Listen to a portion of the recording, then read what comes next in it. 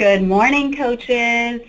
This is Sue Rose with the Department of Early Learning, and you are about to participate in our November ECAP Coach webinar. Hey, everyone. Welcome to our first Coach webinar of the 2016-17 school year. As we move through the material today, we ask that you please type your questions into the question box. Also, we want to let you know that we have some interactive activities for you today, so please have a pen and paper handy so that you can jot things down and share your ideas. We will respond to questions as appropriate during the webinar and as they relate to the topic being presented, and there will be time at the end for any additional questions. If for some reason we're unable to answer your question during the webinar or get to all the questions today, we will follow up with folks individually at a later date. So why don't we start with introductions. I'm Kelly DeBoer, and I'm a pre-K specialist with the Department of Early Learning. And I'm Sue Rose. I'm also a pre-K specialist at ECAP with the Department of Early Learning. And today we have a special guest. Hi, everyone. I'm Tracy Kenny, and I am also a pre-K specialist. One of my focuses here on the ECAP team is STEM, and so that's where I will be guesting today. So our goal of today is we want to review the focus for this year in our Coach webinars with you. We'd like to share some information on numeracy and STEM, and we'd like to provide resources for coaches, let any new coaches know what types of resources are available, as well as share some updated resources with all of you. And we want to be sure to answer any questions. And Sue is going to get us started with a poll. Okay, great. So let me see what I can do here. We have a true and false. So the true and false is, and I'm hoping it got long. Oh yeah, looks like people are taking it. Okay. So I loved math in elementary school, true or false? I'm so excited. And I will say that in elementary school, for me, I did love math. I thought it was really, really fun. And then something happened. I made it into middle school and then high school, and it just kind of went downhill for me at that. And I'm not feeling like it's sharing. So let me see what you guys are seeing. It is. Sue, we can see it. Okay, great. And what does it look like? 60% of you said true. You did love math in elementary school, and then 40% said that was false. So, okay. Let me close out the poll. We have a second question. In elementary school, I enjoyed baking, Legos, blocks, or sewing. True or false? Okay, I'm going to close it so we can share the results. That looks like 79% of you enjoyed baking, Legos, blocks, or sewing. That's so great. Okay. Well, thank you for that, Kelly. I appreciate that. And thank you to all of you coaches for participating. Sorry, Ethna, I just saw what you wrote. So because those things weren't offered. So I think that that's important to note, is that, you know, sometimes we would have loved, you know, having certain items available, and then if they're not available, I mean, how do you know if you know whether you were good at something, or how you know, if you can't experience it? So I think that's an important point as we move through today's webinar. Mm-hmm. Access. Access. Yeah. Nice. Mm-hmm. Okay, great. So here I have up on the screen, why are we focusing on numeracy? And so I'm going to touch lightly on this. This here at the Department of Early Learning is what we call the 90% box. And so it is our prerogative and goal here at the department to get 90% of students ready for kindergarten. And ready for us means 6 out of 6 domains met in WA-KIDS. And so when you look at this box of information, you can kind of see on the left, and if you were at the director's meeting by any chance, you will remember this, but you'll see that the first box on the left is a bit wider than the others, and this is the column for more than 185% of the federal poverty level. And at the very bottom, underneath the blue baseline, you can see that's about 46,000 children. And then the next column, kind of in the middle, is 110% to 185%. And that's about 14,500 children in there. And then the less than 110% FPL is our ECAP children, and perhaps even served by Head Start. And so you can see that the baseline for each of these is, so for the first one at above 185%, we're getting about 55% of kids ready for kindergarten, 6 out of 6 domains. But what we noticed is across all income levels is that the one area, like not 100%, not 6 out of 6, it was usually 5 out of 6, and that one domain was math and numeracy, that we're not reaching that. And so this box is actually a predictive model. And so we can predict using data that if we were to focus on numeracy and math, we could get kids a 5% boost. So we could get 5% more kids in the 185% area ready in that area by focusing on numeracy. And then you can see over on the far right, the ECAP column is what I like to refer to it as. You can see that our baseline is like we're able to get 6 out of 6 domains for about 30% of the kids. And then if we look at that bright pink area is if we can really figure out what's going on with the drop-off rate. How are they doing so well in the spring, not so well in the fall on walk kids? Perhaps that's because they're not being assessed in their home language. There's many different factors that could be impacting that.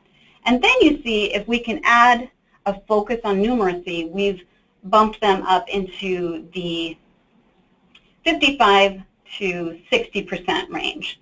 And then you'll see on top of that, the yellow, expand ECAP, is if we can expand ECAP to all eligible children, we can really have a nice impact on really getting kids ready for school. So we'll use this diagram or box in each of our webinars as kind of an anchoring point for this focus. Okay, and now I'm going to give it over to Tracy Kenny to join us and take over from here. Tracy, come on over. Thanks, Sue. All right, well, as we explore numeracy resources, curriculum, research, and methodologies each month, having a place to jot down your questions, thoughts, and aha moments will make our time together more meaningful for you and the work that you do. So I'd like you to add these prompts to your coaching notes, or if you printed off the PowerPoint, but we're going to refer back to them each month and add to it and really grow the list under these prompts. And the reason we're doing this is because researchers found that things needed to be planned for in order for implementation of new learning to occur successfully. And so we'll give you time periodically to reflect and add notes and questions to your prompt. So I have an example here. Under community and administrative support, a question that we all need to ask is, who is your STEM and numeracy team? And if you chuckled a little bit because your team is very small or you are the team, how do you prioritize this in an already very busy schedule? These are kind of questions that we're going to dig deeper into as the year goes on, but this is going to be our foundation and our framework for doing that.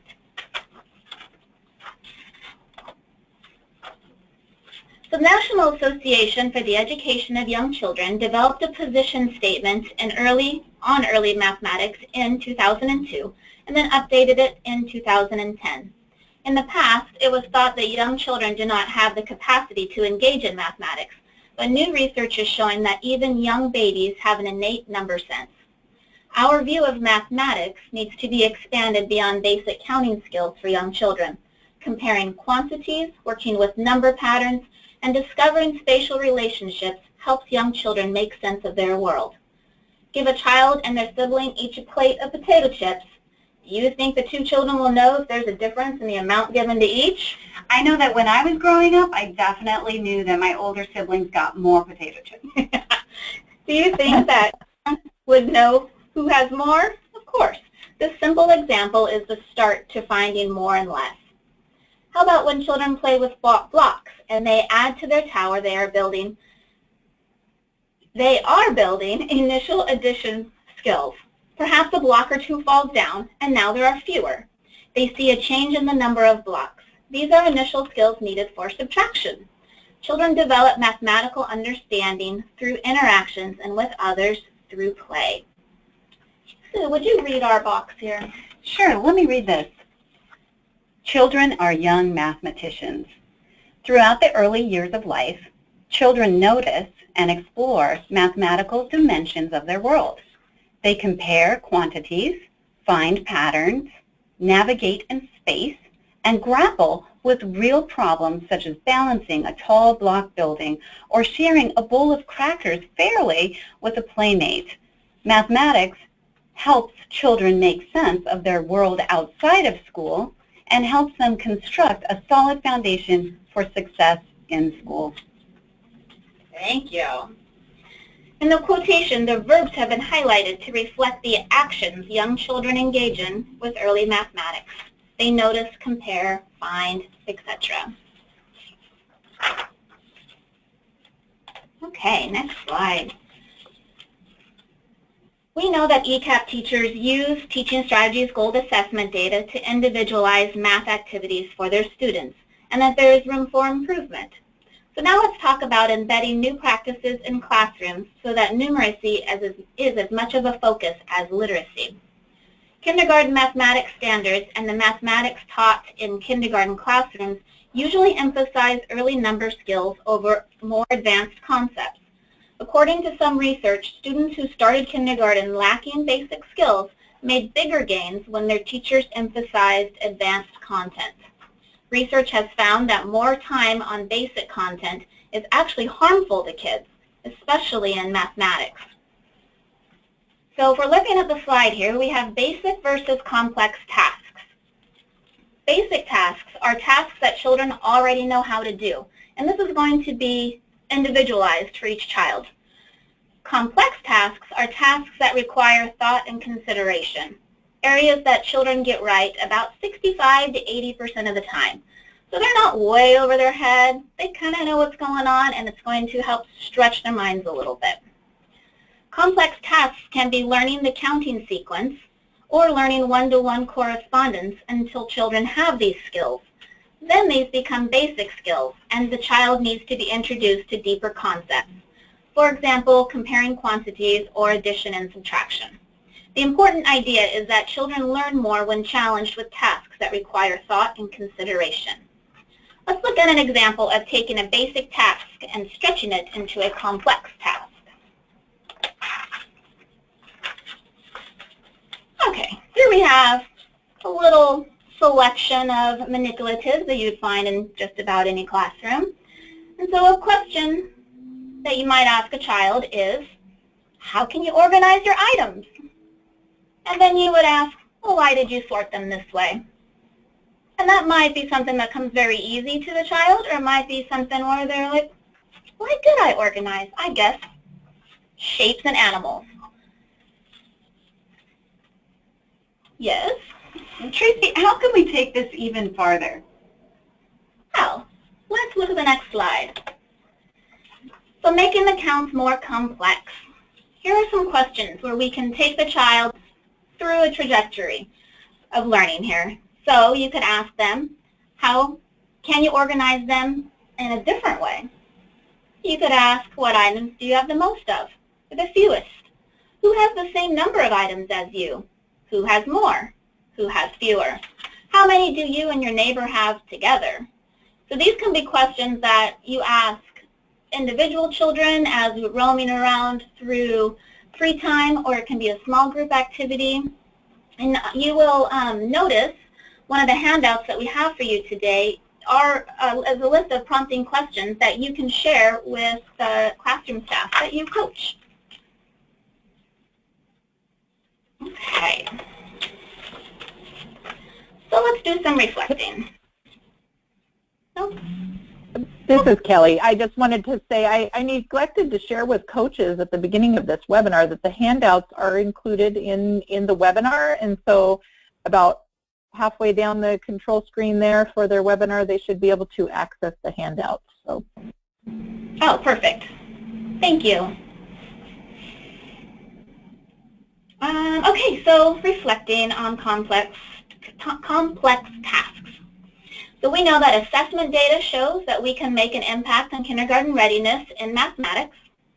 We know increasing time spent on more advanced topics leads to gains in mathematical achievement, and that students who are not challenged in preschool lose ground in kindergarten. Okay, so I'd like to take a minute now to answer any questions, give you a chance to maybe write down some thoughts you had on your prompts list. And I think we'll take just a couple minutes to do that. This one? Mm-hmm. Okay, great. Thanks. Okay, so what do children need to know and do in mathematics? We talked about moving our students along a trajectory or pathway of learning through complex tasks. But what exactly do we need to teach our students? In this next section, we will devote time and thought to resources that can provide us pathways for students to take. So now I would love this document, the Learning Pathways in Numeracy. We're going to bring it up, a page of it. And this is a document is also included in the handouts. So. Yeah, great. And this is a document that we're going to reference many times during our coaching webinars this year. So today is really going to be a overview, kind of a how to read it, what we're seeing, and how to make it useful. So this, I believe, is page 3. First 2 pages are an introduction about how it was made and who it was made, but it is a document that came about when Dell's Washington State Early Learning Development Guidelines, Teaching Strategies Gold, and WAKIDS came out. Many teachers wondered how these were related and had difficulty seeing the connections. So we're going to explore the document today, which was created by OSPI primarily as a tool to help teachers and parents understand the role of progressions, or pathways, in developing numeracy skills in children. Having knowledge of how children progress in early development of numeracy concepts helps teachers and parents to select and use activities that will intentionally build these concepts and skills. Building these skills is fundamental for children as they progress through their study of mathematics. So let's take a look at the document. It's in your, like we said, it's in your handouts for today, but it is also located on OSPI's website. But here's a little tip or trick. You really should use the search box at the top of the OSPI's web page for now, because they're in the process of creating an early learning page with they're reorganizing it. So you really should search the top for it, because it is tricky. Okay, so let's talk. Just on page 3, we'll start with counting and cardinality, which when we begin exploring the OSPI numeracy modules, this will be the first one we look at. But what I thought was really interesting is here you have the ages on the left, then you have the activities in the next column, and this one is called counting, that children should be able to do during this time. And we all know that there's, Teaching Strategies Gold, there's a band. Children will develop at their own pace, but this is, in general. And so the next column, ELG, stands for Early Learning Guidelines, and there's actually a key at the bottom of the page, at the bottom of each of the charts. And so this will reference you to Dell's Early Learning Guidelines. And then the next column says Gold, which is very obvious to all of us who use Teaching Strategies Gold. And the number under there is the dimension and then the color band. So if we go to 3 to 4, we see that the Early Learning Guidelines address these skills in the 3 to 4-year-old range, and that in Teaching Strategies Gold, it's going to be 20A, and it'll be the yellow and the green stripe, or 20B, the green and the blue bands, 20A, yellow and green bands. And I think this is really great. It's a great way to tie in all of the different resources and all of the information that we are collecting as we take this journey down research coming in and studies coming in. And this page actually will just give you, like, this is what children should be doing. So we can go to Teaching Strategies Gold, or we're going to, go into your creative curriculum or the numeracy modules. And so this is what we're going to refer back to each time we are opening up one of those resources for you this year. Does anybody have any questions about this document? Not seeing any in the question box yet. Okay. I think it's pretty interesting, and I think people are probably playing around with it right now. Yeah. So Jessica commented that she likes it. Yes, it's great. It's a really great resource. There's 3 sections. There's counting and cardinality. There's operations and algebraic sense. And then there's geometry. And those are the 3 modules that we will dig into this year on our coaching webinars. So exciting. Yeah. So Tracy, are you done showing this? Would you like me to get you back to the PowerPoint? I would love that. Okay. Okay, so speaking of numeracy supports, this year, over the coaching webinars, I get to be a guest speaker on many of them. We are going to, next month, we're going to take a deeper dive into Teaching Strategies Gold and the math activities that are in there and how we can bring that back to the Pathways document and really show a connection there. We're going to hopefully have somebody from Region 10 come in and talk about High Five Mathematize. We're going to explore those numeracy modules that I was speaking of before. We are going to reference and tell you about Sequel has recently done webinars on the Coaching Companion, having a deeper dive into the creative curriculum and the numeracy and math activities in that. And then we're going to have develop tips on how to be a careful consumer when you find math activities online. It's something I think we've all done in the past, is spent many, many hours online, on Pinterest, looking for activities for children to do in math. And I know teachers do as well. And we want to make sure that we're pulling up activities that are research-based, that are high quality, and that really tie into that intentionality that we're aiming for. So, Tracy, I have a question. This is Sue Rose. What does Sequel stand for? I will tell you what it stands for. I used to think that it stands for something that it doesn't. It's actually Child Care Quality and Early Learning, and it's through the University of Washington. I know many of you coaches out there know what Sequel means, but just in case there was anyone who didn't, it's through the University of Washington, and it's their Child Care Quality and Early Learning program. Thank you, Sue. You're welcome. Clarity is good. And then the other support was the handout I had talked about earlier. I know many classrooms have literacy prompts in the classroom, or already have some for STEM, how to make children, or how to help children think deeper. I had put together some numeracy specific questions and prompts that could go all over the classroom. It can go, we're trying to get the math talk in the classroom to be just as natural as literacy talk is. That's great. Yeah. Okay, so to wrap up my part, I have a challenge for all of you coaches. I would like you to challenge yourself to add questions to the prompts reviewed today, and then to plan to share your ideas at our next webinar. And I have some too, and we will put them together and really start building that list. So as a professional learning group here on these coach webinars, we can support each other and start talking about ways to implement numeracy as a focus. Okay, that's great. So Tracy, just to be clear, should we pull up the handout that was attached so they know what prompts? Prompts are not on the handout. The prompts were in the slide, over a slide. So it is in the webinar slide that they have as a handout. Yeah. So it's not the examples of open-ended questions? No. Okay, great. It's part of their webinar. Okay, great.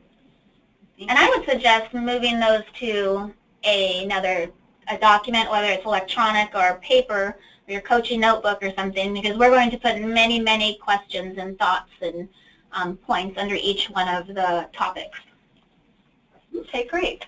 So if anyone has any questions, feel free to type them in.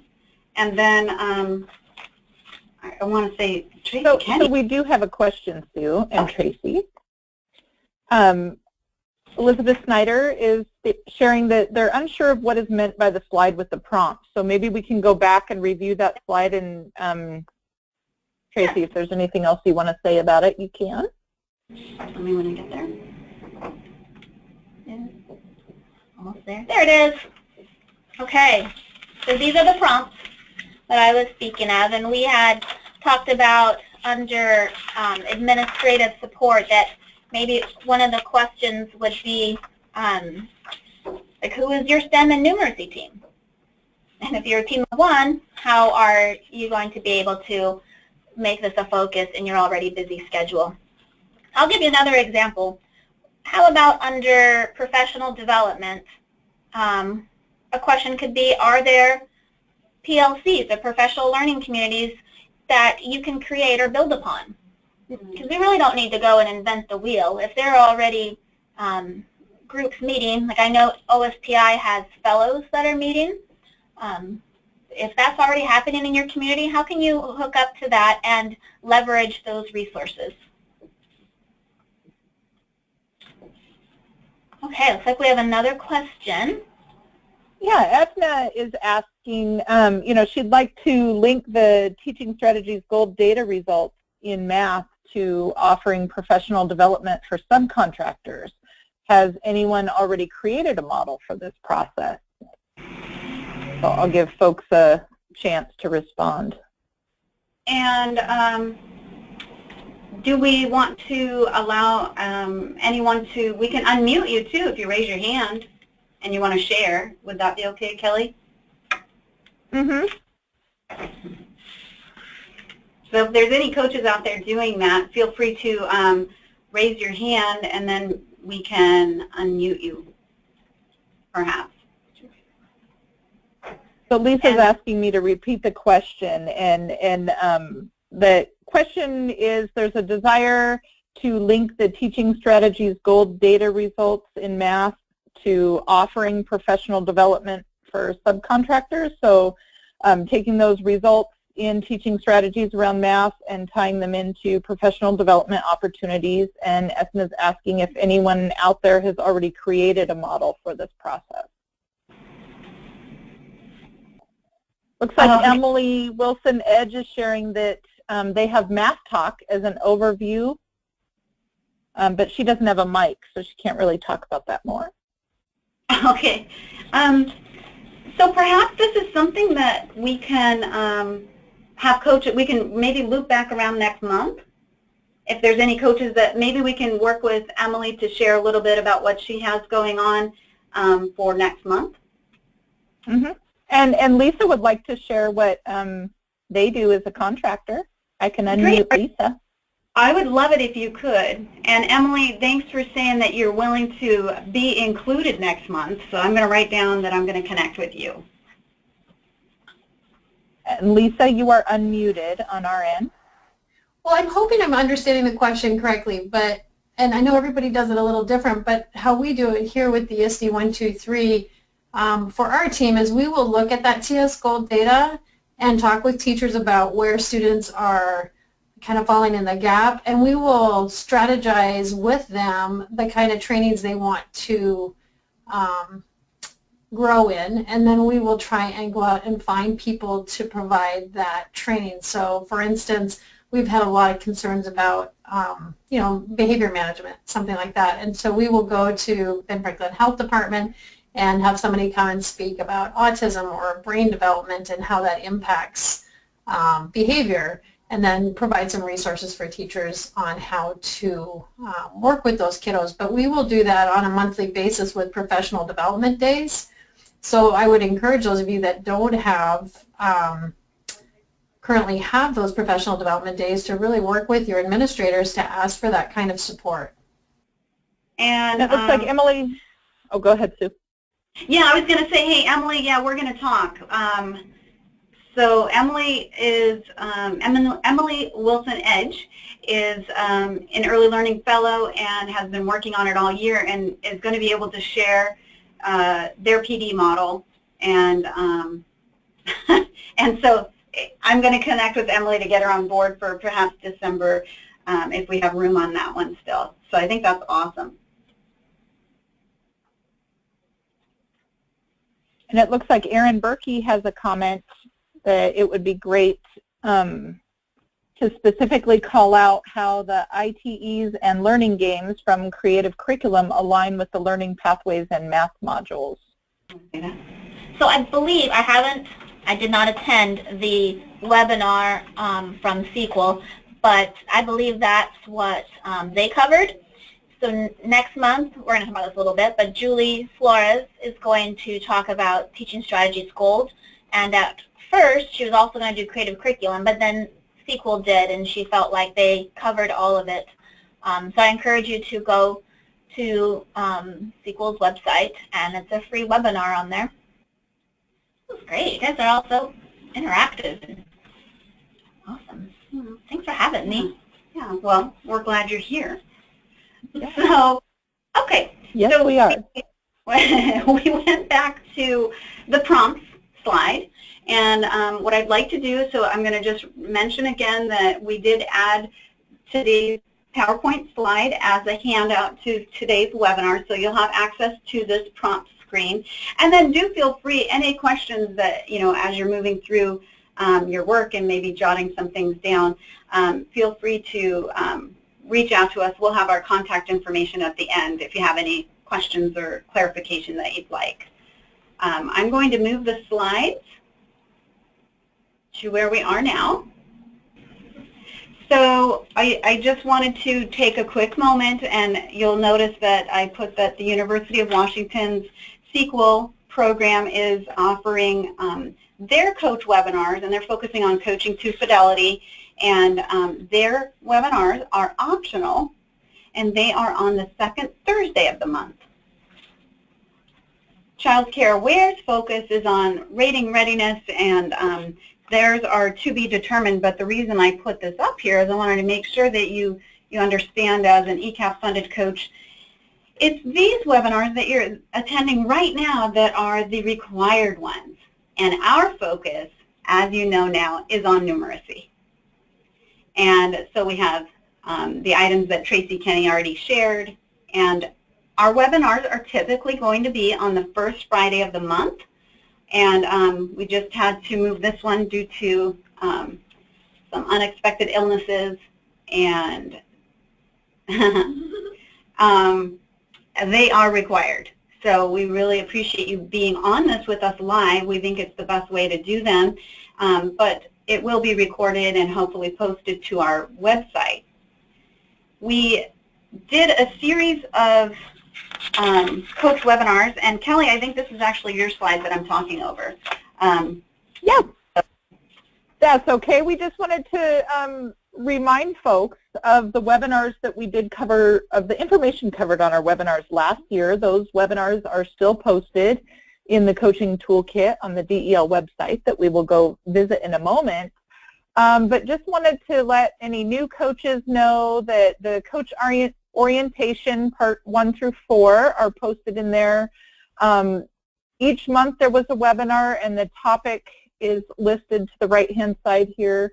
So if you have questions on WELLs or questions on QIPs or timelines, coordinated coaching, any of those things, these are the webinars that you would refer to.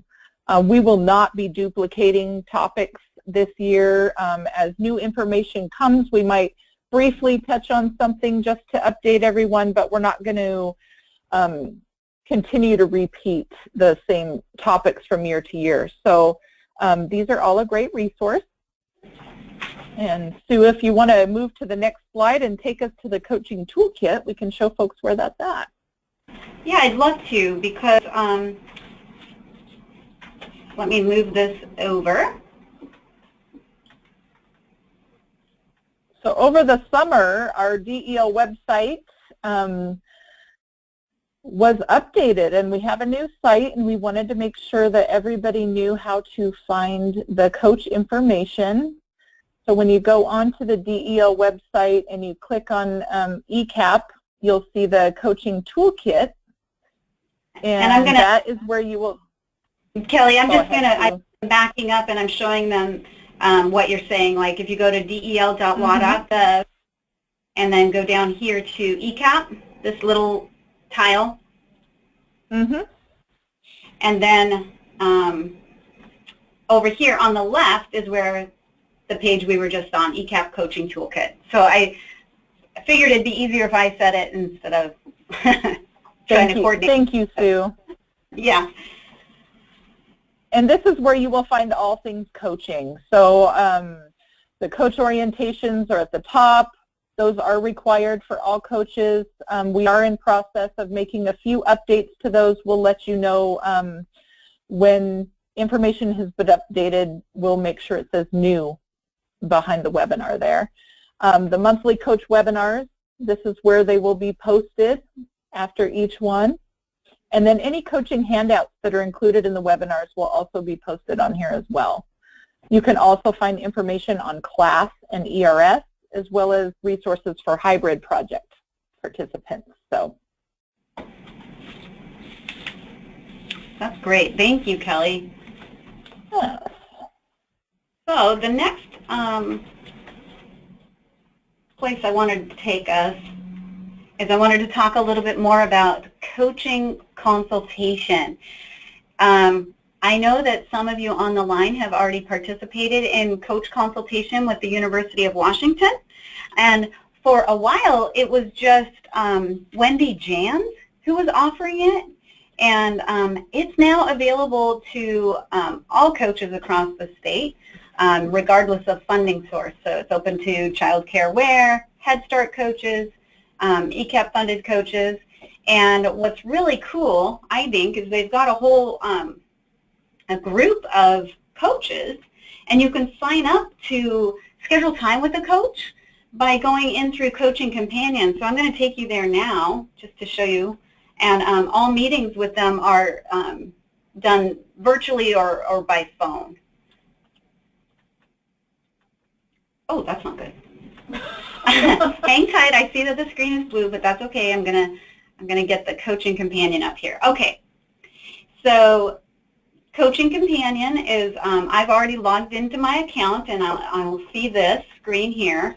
And if I go down here to Coach Consultation Scheduling, watch this. Here's their coaches and their area of expertise.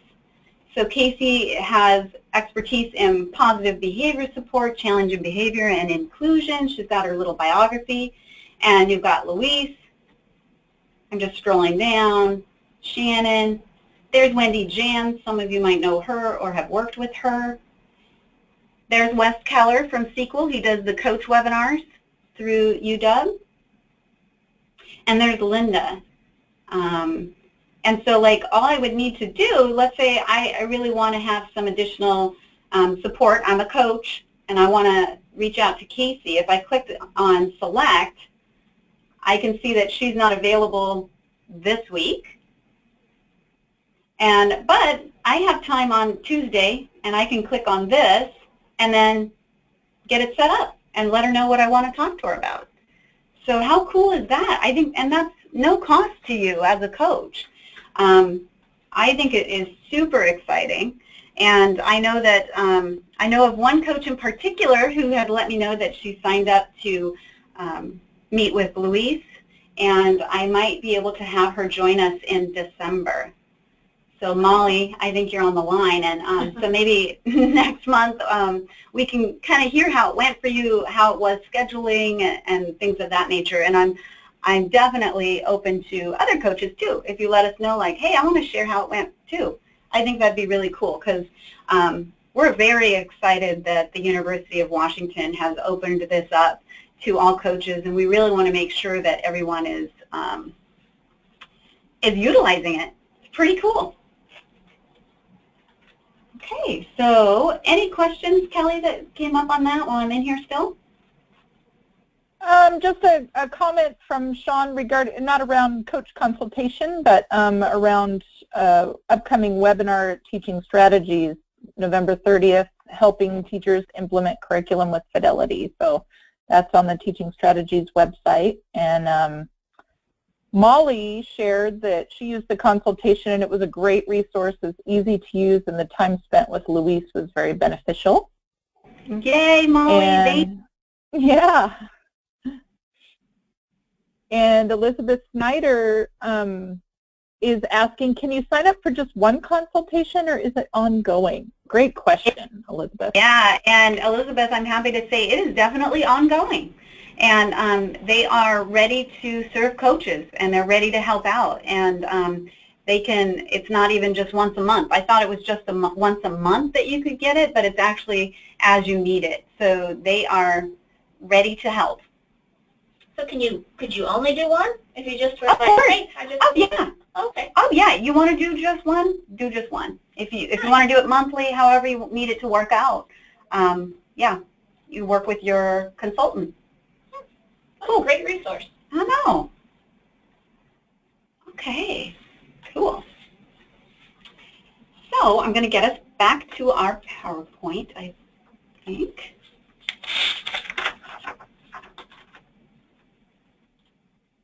I see the blue screen.